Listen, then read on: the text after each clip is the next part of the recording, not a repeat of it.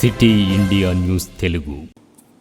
Welcome to city India news. Wanaparthy జిల్లా కొత్తకోట మండల కేంద్రంలోని బీపీఆర్ గార్డెన్స్లో పార్లమెంటు ఎన్నికల సందర్భంగా BRS party Mahabubnagar MP అభ్యర్థి మన్నే శ్రీనివాస్ రెడ్డికి మద్దతుగా తెలంగాణ తొలి ఎమ్మెల్యే ఆళ్ల వెంకటేశ్వరరెడ్డి ఆధ్వర్యంలో కొత్తకోట పట్టణ మండల బీఆర్ఎస్ పార్టీ కార్యకర్తల విస్తృత స్థాయి సమావేశం. హాజరైన మహబూబ్ నగర్ లోక్సభ బీఆర్ఎస్ అభ్యర్థి ఎంపీ మన్నే శ్రీనివాస్ రెడ్డి, మాజీ మంత్రి నిరంజన్ రెడ్డి, తెలంగాణ తొలి ఎమ్మెల్యేలు ఆళ్ల వెంకటేశ్వరరెడ్డి, చిట్టెన్ రామ్మోహన్ రెడ్డి, రాజేందర్ రెడ్డి, అంజయ్య, బీఆర్ఎస్ పార్టీ నాయకులు, కార్యకర్తలు తదితరులు పాల్గొన్నారు. ఈ సందర్భంగా వారు మాట్లాడారు.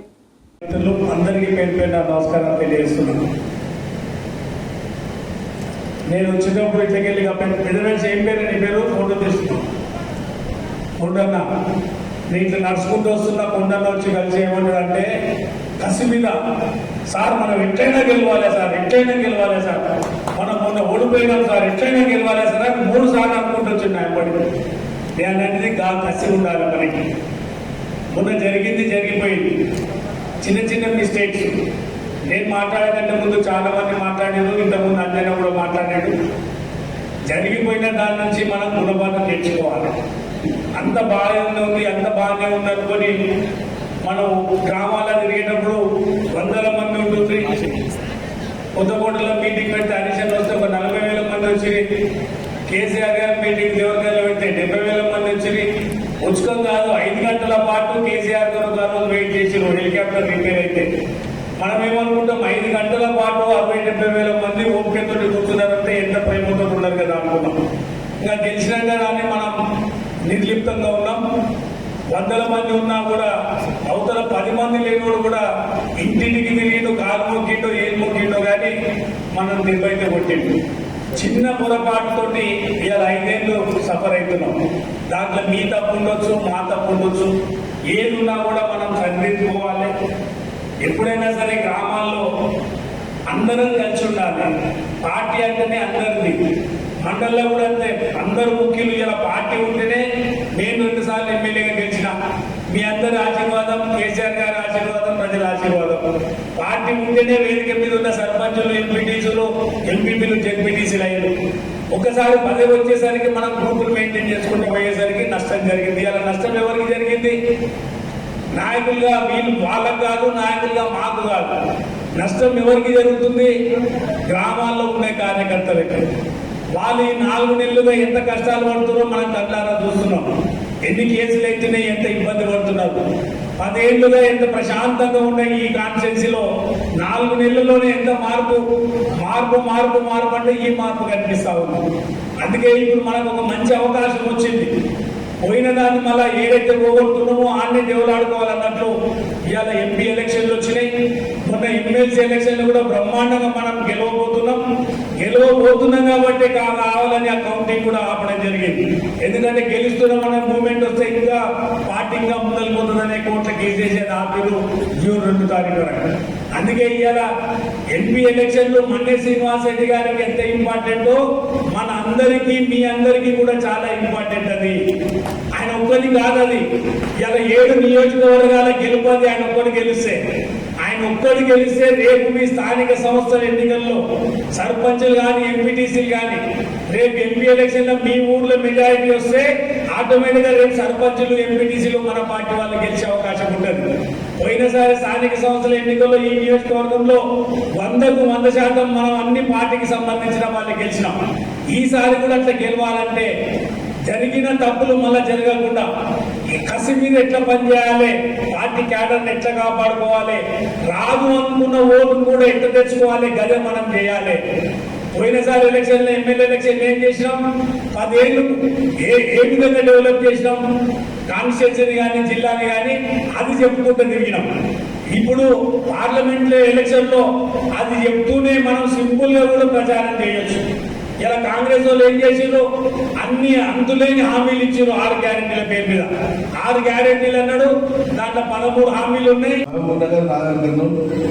మన పూర్వం జిల్లాకు సంబంధించినంత వరకు ఈ 2 పార్లమెంట్ సీట్లను మనం గెలుచుకోవాలి. కొద్దిపాటి కష్టపడితే 2ంటికి 2 గెలిచేటువంటి వాతావరణం, పరిస్థితులు ఉన్నాయి మనకు.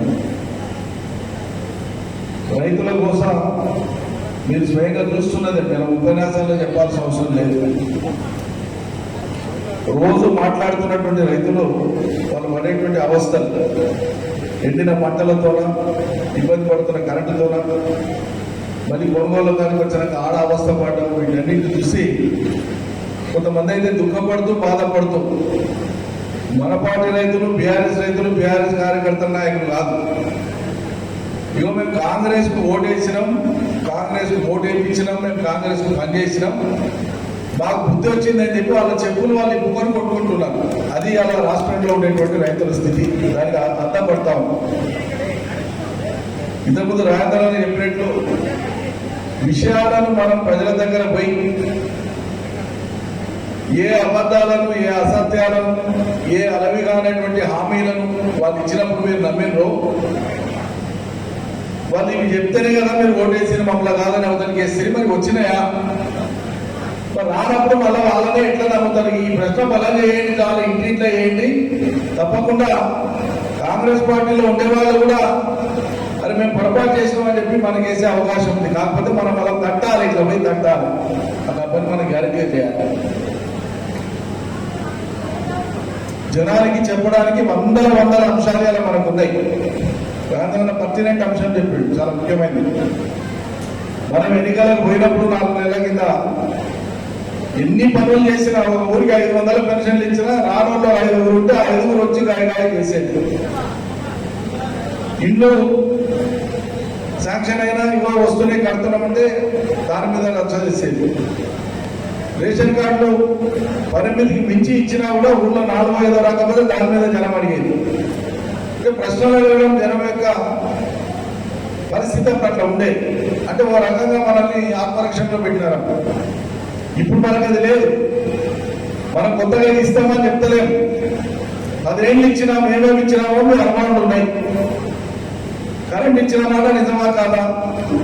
సాగునీళ్ళు ఇచ్చిన మాట నిజమా కాదా? పంటల వల్ల కొన్న మాట నిజమా కాదా? రైతు బంధు ఇచ్చింది నిజమా కాదా? బీమా ఇచ్చింది నిజమా కాదా? 2000 పెన్షన్ ఇచ్చింది నిజమా కాదా? వికలాంగుల పెన్షన్ ఇచ్చింది నిజమా కాదా? ఇవన్నీ మేము ఇచ్చిన మాట నిజమే కదా.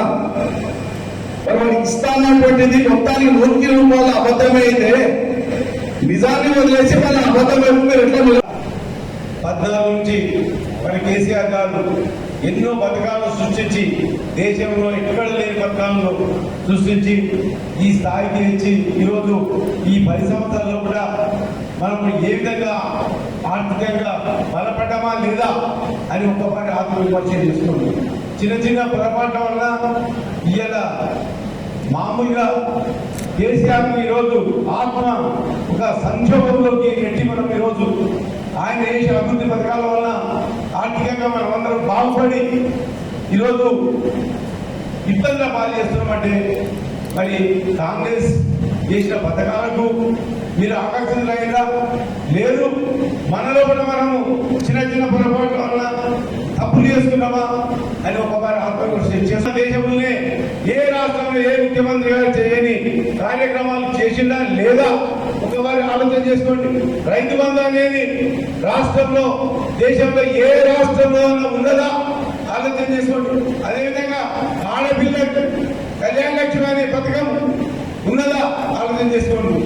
ఎన్ని గొప్ప పథకాలు సృష్టించి ఎందుకంటే ఉమ్మడి ఆంధ్రప్రదేశ్ లో మన పరిస్థితులు ఏ విధంగా ఉండే, మన తెలంగాణ వచ్చిన ఆదాయం అంతా కొల్లగొట్టి ఆంధ్రకి ఇచ్చి మన ఆకర్షణలతో ఇచ్చేసి మనకు నీళ్లు లేక కరెంటు లేక ఇబ్బందులు పాలు చేసి ఈరోజు ఆ రోజులలో తెలంగాణ వస్తే ఏమన్నారు? ఇలా ఆంధ్ర నాయకులంతా మీ తెలంగాణ వస్తే మీకు తెలివి లేదు, మీ వాళ్ళ తెలివి లేదు, ఎడారి ప్రాంతం అవుతుంది, చీకటి అయిపోతుంది, నీళ్లు లేక కరెంటు లేక అని చెప్పి సాగనార్థాలు పెట్టే పరిస్థితులు.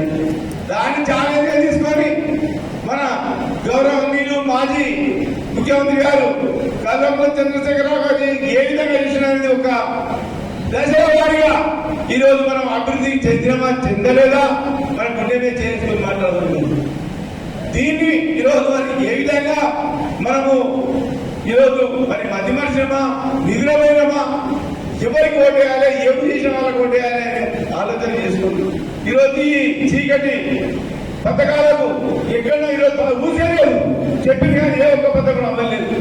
రైతులకు ఏం చెప్పిండు ఇవాళ కాంగ్రెస్ ప్రభుత్వం? అయ్యా మీరు ఈ ఖరీఫ్ పంటలకే పండించే పంటలకు రేటు మేము బోనస్ ఇస్తామన్నాడు. ఇచ్చిండా కాంగ్రెస్ ప్రభుత్వం? వాళ్ళు ఇచ్చిండా? ఆలోచన చేసుకోండి.